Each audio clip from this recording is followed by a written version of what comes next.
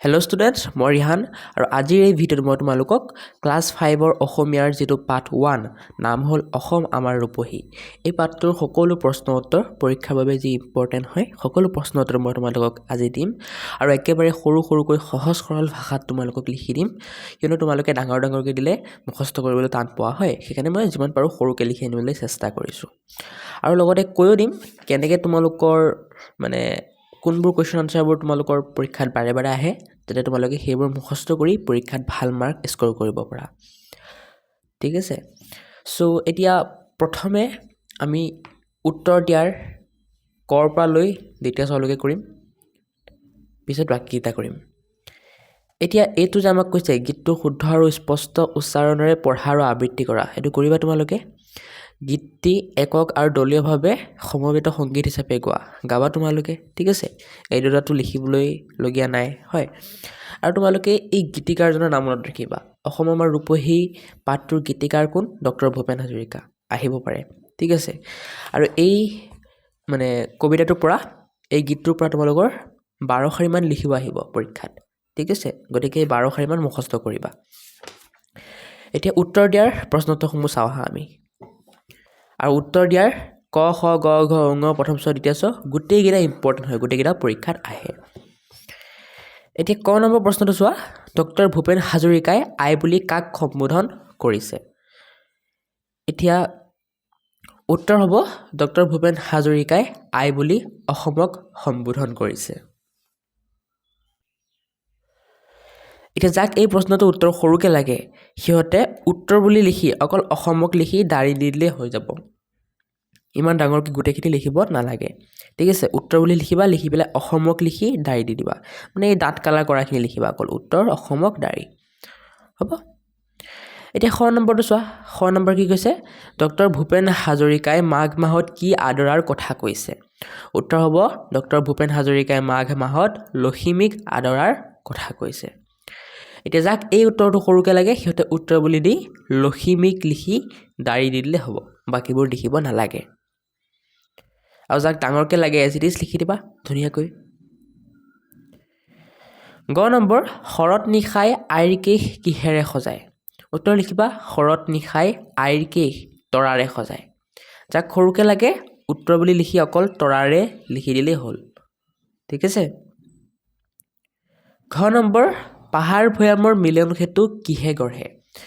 এইটো উত্তৰ হ'ব পাহাৰ ভৈয়ামৰ মিলন সেতু ভাষাৰ মৰমে গঢ়ে।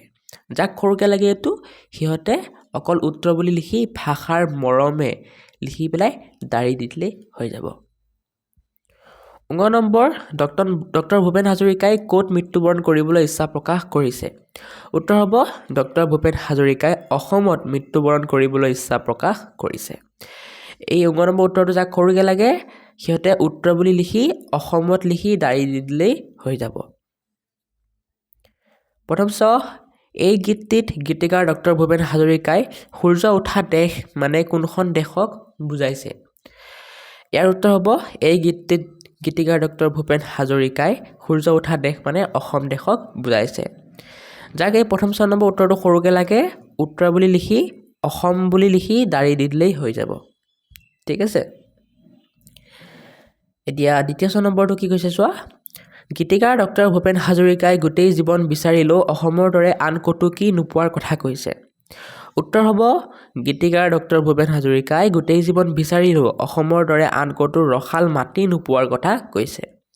যাক সৰুকৈ লাগে উত্তৰ বুলি লিখিবা, লিখি পেলাই ৰসাল মাটি বুলি লিখি দাৰি দি দিলেই হৈ যাব। উত্তৰ ৰসাল মাটি দাৰি। ঠিক আছে, বাকীবোৰ নালাগে। এতিয়া ষ্টুডেণ্টছ, মই যে তোমালোকক কৈ আছোঁ সৰুকৈ লিখা, যাক মন যায় যাৰ সৰুকৈ লিখিব মন যায় সৰুটো লিখা। এতিয়া মইতো তোমালোকক কমেই পাৰিলে ডাঙৰটো লিখিবা। কিয়? কাৰণ ডাঙৰটো লিখিলে তোমালোকৰ হাফ মাৰ্ক এটাও নেকাটে। ঠিক আছে, 1 মাৰ্কো কাটিব নোৱাৰে। কিন্তু সৰুটো লিখিলে, ঠিক আছে, যেনেকৈ যদি তোমালোকে গোটেইখিনি নেলিখি উত্তৰ বুলি লিখি অকল ৰসাল মাটি বুলি লিখা, তেতিয়া কি হ'ব, তোমালোকৰ বাইদেউ বা ছাৰ যদি অকণ ষ্ট্ৰিক্ট আছে, ঠিক আছে, তেতিয়া হাফ মান কাটি দিব পাৰে। ঠিক আছে। যদি বাইদেউ বা ছাৰ ইমান ষ্ট্ৰিক্ট নহয় তেতিয়া নাকাটে, যদি অকণ ষ্ট্ৰিক্ট হয় তেতিয়া কাটি দিব পাৰে। গতিকে পৰাপক্ষত ডাঙৰটো মুখস্থ কৰিবা, আৰু যদি নোৱাৰা তোমালোকে যদি এভাৰেজ ষ্টুডেণ্ট তেতিয়া সৰুটো কৰিবা। আৰু টপাৰ হ'লে ডাঙৰটো কৰা, ঠিক আছে। টপাৰবোৰৰ কাৰণে মই ডাঙৰটো কৰিব দি আছোঁ। চ' টেটাছৰলৈকে হৈ গ'ল। এইকেইটা গোটেইকেইটা ইম্পৰ্টেণ্ট হয়, পৰীক্ষাত আহে। এতিয়া আমি এইকেইটা চাম, এইটো আৰু এইটো, ঠিক আছে। এতিয়া এভাৰেজ ষ্টুডেণ্টবোৰ আৰু টপাৰ ষ্টুডেণ্টবোৰ দুয়োটাই এই গোটেইখিনি মুখস্থ কৰিবা, আহিবই পৰীক্ষাত। আৰু বাকী এই কুৱেশ্যনটো তোমালোকে এভাৰেজ আৰু টপাৰ দুয়োটা ষ্টুডেণ্টে মুখস্থ কৰিবা। কিন্তু এইবোৰ যে ইমান টাইম মানে আহিব পাৰে, কিন্তু এভাৰেজবোৰে যদি নোৱাৰা নালাগে কৰিবলৈ, ঠিক আছে। এইটো আৰু এইটো, ঠিক আছে। পাৰিলে কৰিবা, নোৱাৰিলে নালাগে আৰু। পিছত ইয়াত গীতটিৰ মূল কথাখিনি কোৱা আৰু লিখা, এইটো এটা প্ৰশ্ন আছে। এইটো এভাৰেজ ষ্টুডেণ্টবোৰেতো এইটো কৰিবই নালাগে, ডাঙৰ আছে তোমালোকে নোৱাৰিবা, টপাৰবোৰে কৰি ল'বা, ঠিক আছে।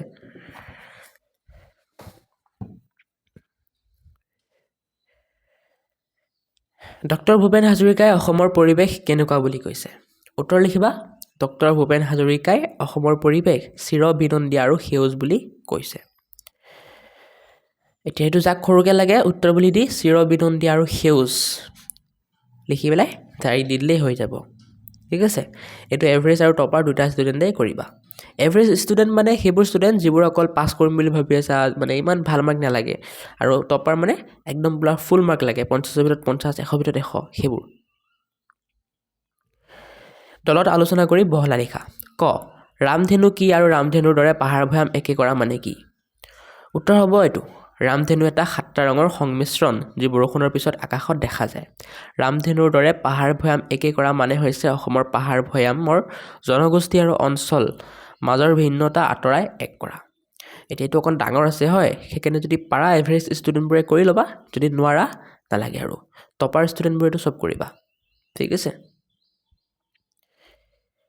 6 নম্বৰ, লৌহিত্য মানে কি? ইয়াৰ বহল পাৰকীয় গীতিকাৰে প্ৰণিপাত জনাইছে।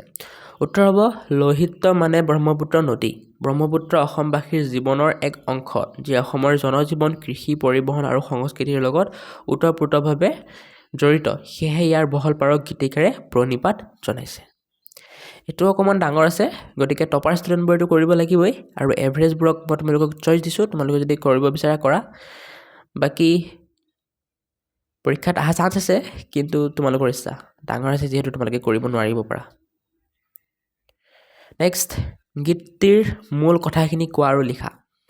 এইটো তোমালোকৰ গীতটোৰ মূল ভাৱ লিখিব দিছে, ঠিক আছে। এইটো বহুত ডাঙৰ আছে, গতিকে এভাৰেজ ষ্টুডেণ্টবোৰক মই ক'ম তোমালোকে কৰিব নালাগে এইটো, ঠিক আছে। তোমালোকে নোৱাৰিবা এনেও, টপাৰবোৰে কৰা।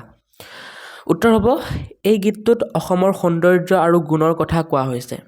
অসম ভাৰতৰ পূৰ্ব দিশত থকা এখন সুন্দৰ দেশ, য'ত সূৰ্য উঠে। ইয়াৰ সেউজ পৰিৱেশ, পাহাৰ ভৈয়াম, নদী আৰু ৰামধেনুৰ দৰে ৰঙীন ভাষাৰ মৰমে সকলোৰে মন জয় কৰে। বহাগত ফুল ফুলে, মাঘত সোণৰ দৰে শস্য হয়, আৰু শৰতৰ ৰাতিত তৰাৰে আকাশ সুন্দৰ হয়। গীতিকাৰে কৈছে যে অসমৰ দৰে এনে মধুৰ দেশ আন ক'তো নাই, আৰু তেওঁ ইয়াতেই জন্ম লৈছে আৰু ইয়াতে থাকিব খোজে। এতিয়া নেক্সট তোমালোকৰ উত্তৰ দিয়া, এইবোৰ যিমানবোৰ কুৱেশ্যন আছে একো ইম্পৰ্টেণ্ট নহয় এইবোৰ, ঠিক আছে। এক্সামত নাহে, টপাৰবোৰেও চাব নালাগে, এভাৰেজ ষ্টুডেণ্টবোৰেও চাব নালাগে। যাক যাক লাগে তথাপি ইয়াত লিখা আছে, লৈ ল'ব পৰা। বাকী মই এইবোৰ ডিছকাছ নকৰোঁ, নাহে এইবোৰ, ঠিক আছে। কোনো চাব নালাগে এইবোৰ। ছেম এইবোৰ তোমালোকৰ ইম্পৰ্টেণ্ট নহয়, টপাৰবোৰৰ কাৰণেও ইম্পৰ্টেণ্ট নহয়, এভাৰেজৰ কাৰণেও ইম্পৰ্টেণ্ট নহয়। এইবোৰ ইম্পৰ্টেণ্ট আছে, কিন্তু এইবোৰ ইয়াৰ পৰা পৰীক্ষাত আহিব পাৰে। তোমালোকৰ কি কৈছে, উদাহৰণত দেখুওৱাৰ দৰে শব্দ গঠন কৰা। উদাহৰণ দিছে ৰূপ ৰূপহী, কাহ কাহি, গতিকে কপাহ কপাহী হ'ব, চেনেহ চেনেহী, বাহ বাহী। তেনেকৈ ৰস ৰসাল, জীপ কি হ'ব, জীপাল, তেজ তেজাল, কোব কোবাল। তেনেকৈ বাকীবোৰ ইয়াত দিয়া আছে, ঠিক আছে। স্পেলিংবোৰ ইয়াত দিয়া আছে, যদি মোৰ আখৰ বুজি নোপোৱা ইয়াৰ পৰা চাই ল'বা স্পেলিংবোৰ, অ'কে। আশা কৰোঁ বুজি পালা, দেখা পাইছা। এতিয়া আমি এইখিনি চাওঁ আহা। দলগতভাৱে আলোচনা কৰি একে অৰ্থ প্ৰকাশ কৰা শব্দ, যাক আমি সমাৰ্থক শব্দ বুলি কওঁ, সেয়া লিখিব দিছে। সূৰ্যৰ কাৰণে দিছে সমাৰ্থক শব্দ চোৱা বেলি ৰবি ভাস্কৰ তপন হয় কেইটামান লিখি দিছে এতিয়া পদুম ঘৰ আকাশ বায়ু পৃথিৱী এইবোৰৰ কাৰণে দুটা দুটা সমাৰ্থক শব্দ লিখিব দিছে সো মই লিখি দিছোঁ তোমালোকে চাব পৰা পদুমৰ কাৰণে এইকেইটা ঘৰৰ কাৰণে এইকেইটা ঠিক আছে যদি তোমালোকে এই আখৰ ধৰা নোপোৱা মোৰ তেতিয়া মই তোমালোকক মোৰ এই টেবলেটৰ স্ক্ৰীনত দেখাই দি আছোঁ পদুম পদ্ম কমল ঘৰ গৃহ ভৱন আকাশ গগন অম্বৰ বায়ু বতাহ পৱন পৃথিৱী ধৰা ধৰিত্ৰী এতিয়াতো স্পেলিং ধৰা পাবা হয় গতিকে ধুনীয়াকৈ লিখি ল'বা আৰু এইকেইটাতো বহুত ইম্পৰ্টেণ্ট হয় টপাৰে হওক বা এভাৰেজ ষ্টুডেণ্ট হওক চবকে মই ক'ম এইখিনি মুখস্থ কৰিবলৈ ইম্পৰ্টেণ্ট হয় ঠিক আছে সমাৰ্থক শব্দ আহেই তোমালোকৰ পৰীক্ষাত নেক্সট তোমালোকৰ এইখিনিও বহুত ইম্পৰ্টেণ্ট টপাৰ আৰু এভাৰেজ ষ্টুডেণ্ট দুইটা এইখিনি চাবা এইখিনি আমাক কি কৈছে বিপৰীত শব্দ লিখিব দিছে ঠিক আছে বিপৰীত শব্দ এটা কৰি দিছে আৰম্ভণিটো কি হ'ব শেষ তেনেকৈ বিচ্ছেদটো কি হ'ব মিলন মই কৰিছোঁ বাকীবোৰ মই কৰি দিছোঁ ঠিক আছে চাই লিখি ল'বা তোমালোকে যদি এই আখৰ ধৰা নোপোৱা তেতিয়া চিন্তা নকৰিবা মই আকৌ মোৰ টেবলেটৰ স্ক্ৰীনত দেখাই দি আছোঁ তাৰপৰা চাই লিখি ল'ব পাৰিবা এইকেইটা বিচ্ছেদটো মিলন লিখিবা নিৰখ ৰসাল কুৰুপা ৰূপহী ঠেক বহল অনাদৰ আদৰ দিৱস ৰাতি পশ্চিম পূব অ'কে চাই ইয়াত লিখি ল'বা এতিয়া ইম্পৰ্টেণ্টটো হয় মই কৈছোঁ এইকেইটা হয় এতিয়া এইখিনি তলৰ অংশ দুটা আস্তানি মিলোৱা এতিয়া এইটো বহুত ইম্পৰ্টেণ্ট টপাৰ আৰু এভাৰেজ ষ্টুডেণ্ট দুয়োজনে এইটো চাবা কি কৈছে আমাক মিলাব দিছে যি চিত্ৰ আঁকে তাক আমি কি বুলি ক'ম চিত্ৰকৰ বুলি ক'ম যি ৰসেৰে পৰিপূৰ্ণ তাক কি বুলি ক'ম ৰসাল যি সোণৰ নিচিনা বৰণৰ তাক ক'ম সোণালী আৰু যি গীত লিখে তাক কি ক'ম গীতিকাৰ ইম্পৰ্টেণ্ট হৈ আহিব মুখস্থ কৰিবা এতিয়া আমি এইখিনি চাম কি কৈছে তলৰ শব্দবোৰেৰে বাক্য সাজিব দিছে আমাক ঠিক আছে এতিয়া অলেখ দি বাক্য সাজিব দিছে অলেখ দি বাক্য সাজিলে কি হ'ব আকাশত অলেখ তৰা ওলাইছে হয় যেনেকৈ বাকী আদৰ পৰিৱেশ সমাৱেশ বিনন্দীয়া এইবোৰ দি মই বাক্য ৰচনা কৰি দিছোঁ তোমালোকে চাই লিখি ল'ব পৰা যদি এই মোৰ আখৰ ধৰা পোৱা নাই চিন্তা নকৰিবা মই আকৌ মোৰ টেবলেটৰ স্ক্ৰীনত দেখাই দি আছোঁ ইয়াৰ পৰা চাই পেলাই লিখিব পাৰা ঠিক আছে অলেখ দি কি লিখা আছে আকাশত অলেখ তৰা আছে আদৰ দি লিখা আছে মায়ে আমাক আদৰ কৰে পৰিৱেশ দি লিখা আছে আমি আমাৰ পৰিৱেশটো সুন্দৰ কৰি ৰাখিব লাগে সমাৱেশ দি লিখা আছে সভাখনত অনেক মানুহৰ সমাৱেশ ঘটিছিল বিনন্দীয়া দি লিখা আছে অসমৰ সেউজ পৰিৱেশ চিৰবিনন্দীয়া এতিয়া এই বাক্য ৰচনাখিনি যে ইম্পৰ্টেণ্ট হয় এভাৰেজে হোৱা বা টপাৰ ষ্টুডেণ্টে হোৱা তোমালোকৰ কাৰণে ইম্পৰ্টেণ্ট গতিকে চাবা সকলোৱে চাবা এইখিনি ঠিক আছে পৰীক্ষাত আহে ইয়াৰ পৰা এতিয়া আমাৰ এইখিনি হৈ গ'ল এতিয়া আমি নেক্সট চাওঁ এতিয়া নেক্সট বাকী যিমানবোৰ কুৱেশ্যন আছে সেইবোৰ ইম্পৰ্টেণ্ট নহয় কাৰো কাৰণে তোমালোকে টপাৰ বা এভাৰেজ ষ্টুডেণ্ট যিয়ে নোহোৱা ইম্পৰ্টেণ্ট নহয় নাহে এইবোৰ এইটোও নাহে এইকেইটাও ইম্পৰ্টেণ্ট নহয় ঠিক আছে পাৰিলে অকণ যদি তোমালোকে টপাৰ ষ্টুডেণ্ট হোৱা এই ডক্টৰ ভূপেন হাজৰিকাৰ বিষয়ে অকণ চাই যাবা ইয়াৰ পৰা আহিব পাৰে বাকী এভাৰেজ ষ্টুডেণ্টবোৰে নালাগে চ' এইখিনি আছিল আজিৰ ভিডিঅ'টো লগ পাইছোঁ নেক্সট ভিডিঅ'ত মই তোমালোকক পঢ়ি আৰু মানুহ এই চেপ্টাৰটোৰ সকলো প্ৰশ্ন উত্তৰ তোমালোকক সলিউশ্যন কৰি নিম গতিকে এই চেপ্টাৰটোতো মই দিমেই ঠিক আছে যাক সোনকালে লাগে কমেণ্ট কৰা যিমান বেছি কমেণ্ট আহিব সিমান সোনকালে মই আৰু দিবলৈ চেষ্টা কৰিম ঠিক আছে তদুপৰি তোমালোকে ভিডিঅ'টো লাইক এটা কৰি দিবা চেনেলটো ছাবস্ক্ৰাইব কৰি দিবা আৰু কমেণ্ট কৰিবা কেনেকুৱা লাগিল ভিডিঅ'টো নেক্সট কি টপিকৰ ওপৰত ভিডিঅ' লাগে তোমালোকে লাইক কমেণ্ট ছাবস্ক্ৰাইব কৰিলে মোৰ ভাল লাগে তোমালোকৰ কাৰণে আৰু এনেকুৱা ভিডিঅ' বনাবলৈ মন যায় আশা কৰোঁ তোমালোকে কৰি দিবা ঠিক আছে চ' আজিৰ কাৰণে বাই ডেছক্ৰিপশ্যনত মোৰ ইনষ্টাগ্ৰাম আৰু হোৱাটছএপ চেনেল এইবোৰৰ লিংক দিয়া থাকিব গৈ পেলাই ফ'ল' কৰি দিবা আৰু মই এটা এপ বনাইছোঁ এপটোৰ লিংক দিয়া থাকিব গৈ পেলাই ডাউনলোড কৰি ল'বা বাই